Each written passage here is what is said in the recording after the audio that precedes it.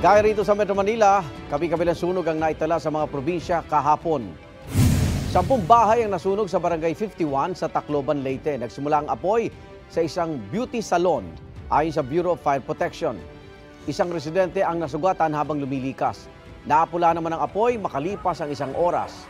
Inaalam pa ng BFP ang sanhi at halaga ng pinsala sa sunog.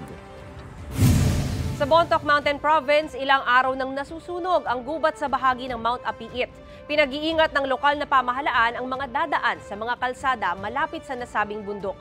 Nagsasanay ng mga dagdag na tauhan ang Bontoc LGU para tugunan ang mga forest fire sa kanilang lugar. Sa Nauhan, Oriental Mindoro, nasunog din ang 5 classroom sa Inarawan National High School. Nakuhanan sa CCTV ang maitim at makapal na usok mula sa mga classroom na nagsisilbing imbakan ng gamit. Bago raw yan, pawala-wala na ang supply ng kuryente sa eskwelahan. Nakarinig din daw na mga putok ang mga estudyante.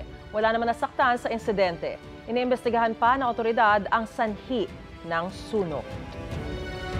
Mga kapuso, para una ka sa mga balita, mag-subscribe sa GMA Integrated News sa YouTube. Sa mga kapuso abroad, subaybayan niyo po kami sa GMA Pinoy TV at sa www.gmanews.tv.